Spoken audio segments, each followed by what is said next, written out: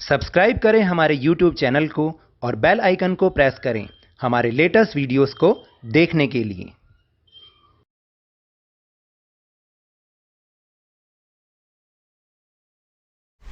Hello and welcome to Lavneesh sir की class.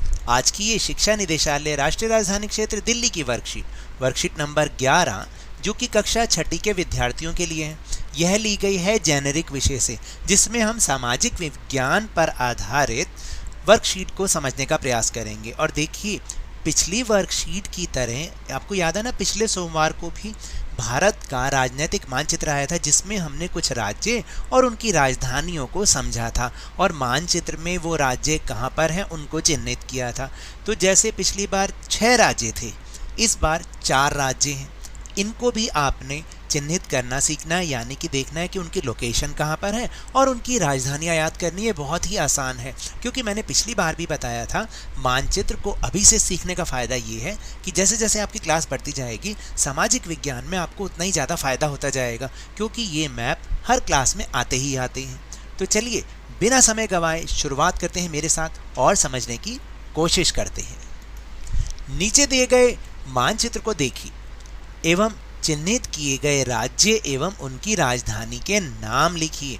आपको फिर दोबारा से भारत का राजनीतिक मानचित्र लेना है। देखिए बच्चों, 2 तरीके के मानचित्र आते हैं। एक भारत का प्राकृतिक मानचित्र या भौतिक मानचित्र जिसको हम बोलते हैं, जिसमें सीमाएं नहीं होती, और एक आता है राजनीतिक मानचित्र जिसको हम पॉलिटिकल मैप भी कहते हैं, जिसमें सीमाएं बनी होती हैं। तो आप इस वाले को ही यूज़ करें, राजनीतिक मानचित्र को, क्योंकि इसमें सीमाएं बनी होती हैं। इससे हमें राज्य को पहचानने में बहुत ही आसानी होती है। तो अब हम अपने मानचित्र की ओर चलते हैं और देखते हैं कि आखिर वो 4 राज्य हैं कौन से और उनकी राजधानियाँ कौन सी हैं। तो ये हैं वो 4 राज्य, जिसमें जो सबसे पहले नंबर पर है, ये हमारा देश का उत्तर पूर्वी राज्य है असम। कौन सा राज्य है? असम। याद रखिएगा, असम। जो 7 बहनें, क्योंकि ये 7 छोटे छोटे राज्य हैं जिनको हम 7 बहनें भी कहते हैं, और ये उत्तर पूर्वी राज्य हैं भारत के, जिसमें से असम एक राज्य है। फिर दूसरा राज्य जो भारत के बिल्कुल मध्य में स्थित है, इसलिए इसका नाम मध्य प्रदेश है। क्या नाम है? मध्य प्रदेश। फिर दक्षिण भारत का एक राज्य आज हम जानेंगे तीसरे नंबर पर, वो है कर्नाटक। क्या नाम है इसका? कर्नाटक। जहाँ पे तीर लगा हुआ है ना, ये वाला जो राज्य है वो कर्नाटक है। और फिर चौथे नंबर पर पंजाब। तो देखिए, चौथे नंबर पे कौन सा राज्य है? ये एक उत्तर भारत का राज्य है, उत्तर पश्चिम भारत का राज्य है, जिसका नाम है पंजाब। अब हम इनकी राजधानियां भी समझेंगे कि इनकी राजधानियां कौन कौन सी है, लेकिन इनकी लोकेशन बहुत अच्छे से जान लीजिए और कम से कम 2-3 मैप्स में इसकी प्रैक्टिस जरूर करिए, तो आपको बिल्कुल याद हो जाएगा। चलिए अब हम इनकी राजधानियाँ देखते हैं।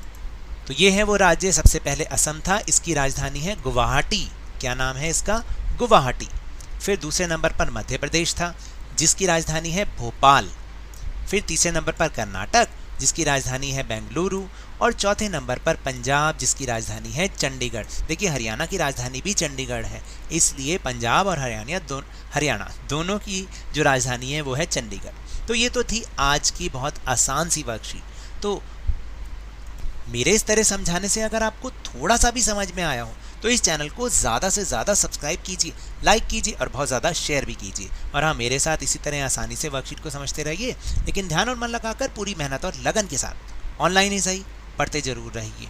और अगर आपको कोरोना वायरस को हराना है, उसको मात देनी है, तो घर से बाहर निकलते समय मास्क जरूर लगाएं, और जब भी उपलब्ध हो और जब भी संभव हो, इसका टीकाकरण अवश्य कराएं, क्योंकि कोरोना को हराना है और ज़िंदगी को एक बार फिर से सुहाना बनाना है।